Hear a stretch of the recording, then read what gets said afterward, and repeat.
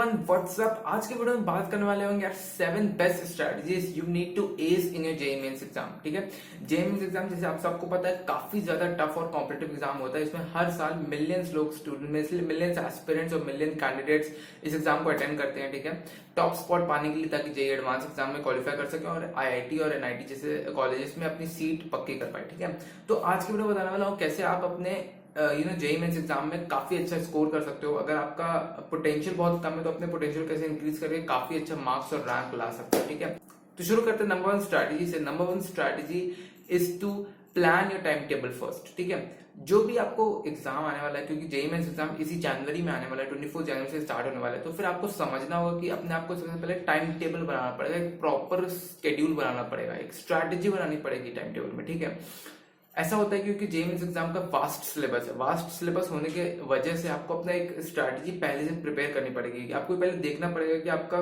कौन सा कंसेप्ट या फिर कौन सा चैप्टर, कौन सा टॉपिक आपका सबसे वीक है और कौन सा कंसेप्ट चैप्टर आपका सबसे ज्यादा स्ट्रॉन्ग है।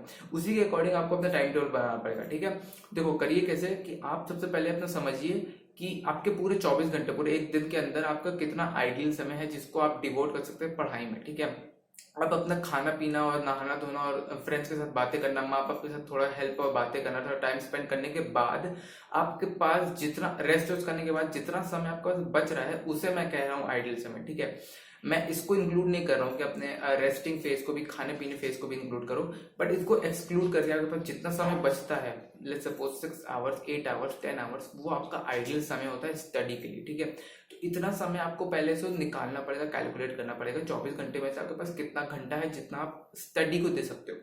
अब अगर आपके पास आइडियल समय आ गया स्टडी का, अब इसमें आप टाइम टेबल बनाना चालू करो। मतलब मान लेते हैं सपोज आपको 10 आवर्स आइडियल समय मिला है, अब इस 10 आवर्स में टाइम टेबल बनाना पड़ेगा कि आपको कितना समय आपको फिजिक्स को देना है, कितना घंटा आपको केमिस्ट्री को देना है, कितना घंटा मैथ्स को देना है। ऐसा करने से आप अपने जो स्टडी पैटर्न को और इम्प्रूव कर पाओगे और ज्यादा समय दे पाओगे तीनों सब्जेक्ट्स को। ठीक है, हर दिन आप तीनों सब्जेक्ट्स में अगर समय दोगे तो फिर आपका जेईई मेंस पे काफी अच्छा स्कोप बन सकता है अच्छे मार्क्स लाने के लिए। ठीक है, तो टाइम टेबल में आपको अच्छी स्ट्रैटेजी बनानी है, एकदम से षड्यंत्र जैसे बोलते हैं, जब जब एक बार वॉर होने के पहले जो जिस स्ट्रैटेजी को बनाई जाती है उसी तरह का सिमिलर सिचुएशन आपके पास भी है। एक एग्जाम को प्रिपेयर करने के लिए, एग्जाम को देने के लिए आपको सबसे पहले स्ट्रैटेजी बनानी पड़ेगी। ठीक है, अच्छा टाइम टेबल बनाओ, अपने अनुसार बनाओ, किसी को फॉलो मत करो। आपको जितना समय में देना है अपने पढ़ाई पे, जो आपका वीक सब्जेक्ट है, जो आपका कमजोर सब्जेक्ट है, उसमें ज्यादा समय दो, और जो स्ट्रॉन्ग सब्जेक्ट है उसमें ज्यादा समय मत दो, बट हाँ रिविजन के लिए जरूर टाइम दो। तो ऐसा करने से आपका टाइम टेबल काफी अच्छा बनेगा। ठीक है, अब आते हैं सेकंड स्ट्रैटेजी पे। सेकंड स्ट्रैटेजी क्या है भाई? Second strategy is to follow your syllabus, exam syllabus, इस केस में जेईई मेंस का सिलेबस। ठीक है, अब जेईई मेंस का सिलेबस क्या है कि आप jeimeins.nta.nic.in पे जाके अपना सिलेबस देख सकते हो। पूरा सिलेबस आपको 2023 का मिल जाएगा। वैसे तो सिलेबस चेंज नहीं होता, तो इसलिए आपको पूरा सिलेबस एकदम एग्जैक्ट कॉपी कर लेना है, प्रिंट आउट निकाल के सामने चिपका देना है। ठीक है, अब क्या करना है आपको? अब इस सिलेबस को एनालाइज करना है, इस सिलेबस को पूरी तरह से थरली देखना है, पूरे कंसेप्ट को देखना है, पूरे टॉपिक्स को देखना है कि कौन कौन से टॉपिक्स आ रहे हैं और कौन कौन से टॉपिक्स मेरे लिए वीक है। ठीक है, इसको करने के बाद आपको एक पेपर पेन में 3 कॉलम बनाने हैं। पहले कॉलम में आपको लिखना है वीक कंसेप्ट, जो कंसेप्ट आपके वीक हैं और जो सिलेबस में मेंशन्ड है, जो कंसेप्ट आपके वीक हैं वहां पे आपको वो सब उसको आप नोट डाउन करना है। सेकंड कॉलम लिखना है स्ट्रॉन्ग कंसेप्ट। स्ट्रॉन्ग कंसेप्ट में वो सारे चैप्टर्स और वो सारे टॉपिक्स आएंगे सारे सब्जेक्ट्स के जो आपके स्ट्रॉन्ग्स है। ठीक है, स्ट्रॉन्ग पॉइंट्स है उसमें, और उसमें आपके काफी अच्छी पकड़ मजबूत है। ठीक है, सिलेबस से देखो जो स्ट्रॉन्ग कंसेप्ट है वो यहाँ पे लिख दो। ठीक है, और थर्ड कॉलम में आएगा कि हैवंट लर्नड एनीथिंग, मतलब है कि आपने इस कंसेप्ट को छुआ ही नहीं है, कभी तक इसको पढ़ा ही नहीं है, आपने इसको एकदम से ब्लैंक कंप्लीटली छोड़ दिया है, तो वो थर्ड कंसेप्ट, थर्ड कॉलम पे आएगा। सारे चैप्टर्स, टॉपिक्स जो आपको सिलेबस में दिख रहे हैं, जो कि आपको आपने कभी जिंदगी में पढ़े नहीं है, तो वो सब इस थर्ड कॉलम में लिख लेना है। ठीक है, तो ऐसा करने से आपके पास एक लिस्ट प्रिपेयर हो जाएगी। ठीक है, सिलेबस पूरा देख लिया, अब सिलेबस के छोड़ के आपके पास एक लिस्ट प्रिपेयर हो गई। अब सिलेबस देखने की जरूरत नहीं, अब आपके पास ये लिस्ट प्रिपेयर हो गई। अब इसमें से आपको देखना है कि कौन से वीक कंसेप्ट मेरे हैं, उसको मेरे को पहले करना है। ठीक है, फिर उसके बाद मेरे को कौन से कंसेप्ट जो मैंने लर्न नहीं किए हैं वो बाद में करना है। क्यों? क्योंकि वीक कंसेप्ट करने से क्या होगा कि वो तो आपने पहले पढ़ ही लिया, तो थोड़ा फेमिलियराइज हो गया आपको, और ऐसा करने से आपका रिवीजन अच्छी तरह से हो जाएगा, ठीक है। फिर उसके बाद जो आपने कंसेप्ट पढ़े ही नहीं है, अगर समय बच जाता है तो फिर जो कंसेप्ट पढ़े नहीं है उस पर ध्यान दीजिए, ठीक है, उसको पढ़ने की कोशिश कीजिए, वो आपका स्ट्रांग होना चाहिए। फिर थर्ड में आता है आपका स्ट्रांग कंसेप्ट को रिवाइज करना। आपका स्ट्रांग हो पहले से ही, तो फिर आपको इतना समय देने की जरूरत नहीं है, बट आपको रिविजन में जरूर देना है ताकि वो आपका स्लिप ऑफ ना हो, ठीक है, एग्जाम के वक्त वो आपको दिमाग से फिसले नहीं, ठीक है। तो ये एक स्ट्रैटेजी होती है, एक पर्टिकुलर स्ट्रैटेजी यही होती है कि आप कैसे कोई भी सिलेबस को थॉरली देख सकते हो और उसमें एकदम से कॉन्कर कर सकते हो, ठीक है। तो अपने सिलेबस को देखो, स्ट्रेटेजाइज करो और उसको एकदम से कंप्लीटली प्लान करो, ठीक है। कौन सा वीक सब्जेक्ट, कौन सा स्ट्रॉन्ग सब्जेक्ट और कौन सा ऐसे सब्जेक्ट जो मैंने पढ़ा नहीं है, उसी के अकॉर्डिंग टाइम टेबल बनाओ, उसी के according to do list planner बनाओ, स्ट्रैटेजी बनाओ और उसको पूरी तरह से पढ़ने की कोशिश करो, ठीक है। ये स्ट्रैटेजी फॉलो करोगे तो काफी अच्छे मार्क्स आ सकते हैं जेईई मेंस में, ठीक है। And number third strategy is to understand your exam pattern. अब देखो भाई, ये होता है ना कि एग्जाम है आपका, और इसको देने के लिए आप सबसे पहले आपको इसका पैटर्न समझना पड़ेगा। पैटर्न से क्या मेरा मतलब है? पैटर्न से मतलब है कि जेईई मेंस एग्जाम में किस तरह के क्वेश्चंस आते हैं, किस तरह के टाइप के आपके एमसीक्यूज आते हैं, कौन से चैप्टर से ज्यादा क्वेश्चंस आते हैं, ये आपको देखना पड़ेगा, ठीक है।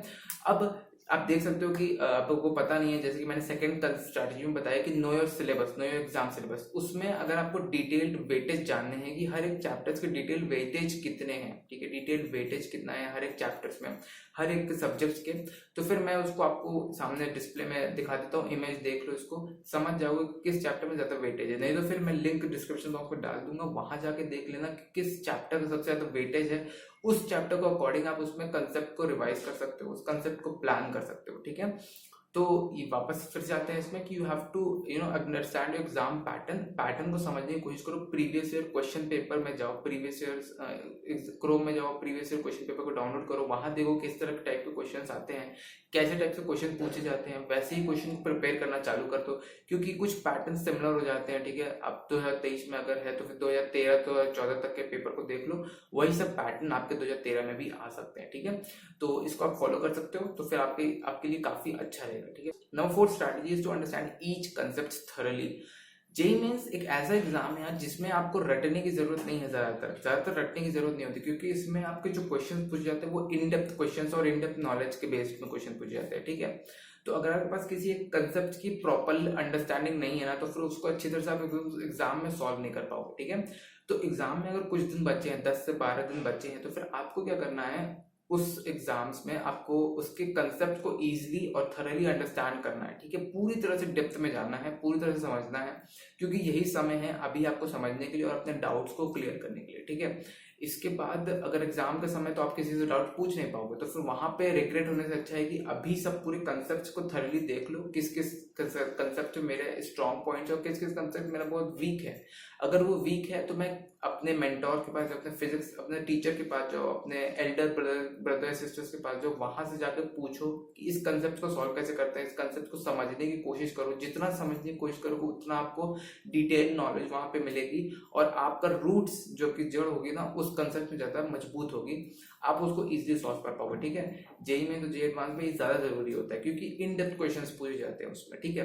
वहां पे आपको लॉजिक पूछी जाएगी, वहां पे आपको रीजनिंग पूछी जाएगी, और ये सब चीजें नहीं पूछी जाएगी जिसमें आपको मग करना पड़ेगा, मगअप मतलब जिसमें आपको रटना पड़ेगा, ठीक है। तो इसको जरूर देखना, अपने कंसेप्ट्स को मजबूत बनाओ, जो भी डाउट्स है उसको अभी आज ही के आज क्लियर कर लो, जितने भी आपके क्वेश्चंस है वो आज ही का सॉल्व कर लो, ताकि आप ही के लिए वो बेनिफिट रहेगा और आप ही को ही अच्छा रिटर्न देगा, ठीक है। नंबर 5 आता है स्ट्रैटेजी, वो है रिविजन।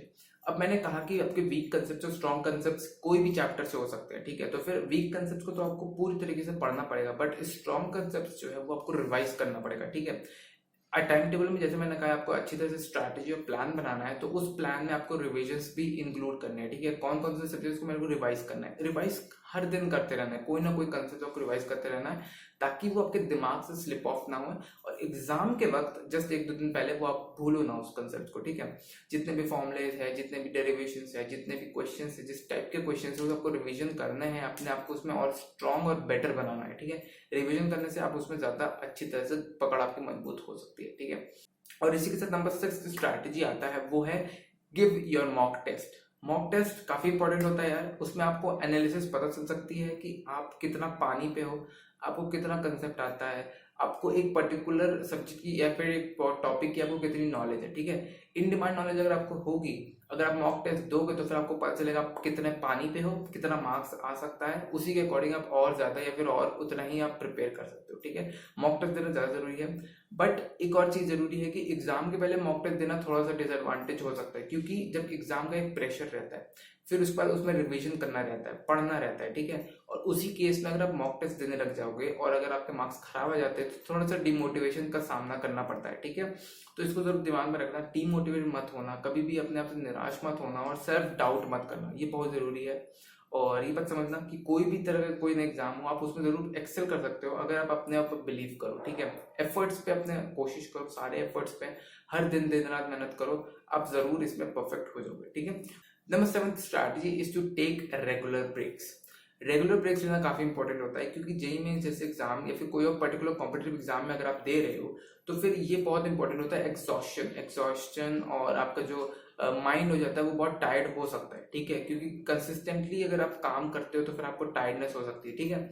इस चीज को ओवरकम करने के लिए, फैटीग को ओवरकम करने के लिए आप रेगुलर ब्रेक्स ले सकते हो, ठीक है। मतलब है कि आप कोई एक एक चैप्टर पढ़ने के बाद ब्रेक ले लो, कुछ 10-15 मिनट के लिए, बस दैट्स इट, ठीक है। 10-15 मिनट के लिए ब्रेक ले लो ताकि आपके माइंड और आपकी बॉडी थोड़ा रिलैक्स हो जाए, आपको अच्छा महसूस होगा, तो आप इसमें ज्यादा फोकस रह पाओगे पढ़ने पे, ठीक है। तो ये थे कंप्लीट 7 स्ट्रैटेजीज यार, जिसकी मदद से आप जेई मेंस एग्जाम में काफी अच्छा स्कोर कर सकते हो। अब जेई मेंस एग्जाम ही नहीं, कोई भी तरीके का अल्टीमेट एग्जाम कोई ना हो, चाहे आपका कॉलेज का, चाहे आपका स्कूल का एग्जाम ही क्यों ना हो, चाहे और कोई कॉम्पिटेटिव एग्जाम क्यों ना हो, उसमें आप इजिली उसमें एक्सेल कर सकते हो। और इस स्ट्रैटेजी को फॉलो करो। और पहली स्ट्रैटेजी को जरूर याद रखना कि आपको सबसे पहले दृढ़ निश्चय रखना है, सबसे पहले अपने आप को मन मजबूत करना है पढ़ने के लिए, ठीक है। अगर आपका मन मजबूत नहीं रहेगा पढ़ाई के लिए तो फिर आप इस सारी स्ट्रैटेजीज को फॉलो ही नहीं कर पाओगे, ठीक है। तो सबसे पहले अपना मन बनाना पड़ेगा, अपने ऊपर पहले आपको विजय प्राप्त करना पड़ेगा, अपने ऊपर पहले कमजोरी जो आपके अंदर है उसको पहले कॉन्कर करना पड़ेगा, ठीक है। तब जाके आप इन सारी स्ट्रैटेजीज को फॉलो कर सकते हो और एग्जाम्स में काफी अच्छा स्कोर कर सकते हो, ठीक है।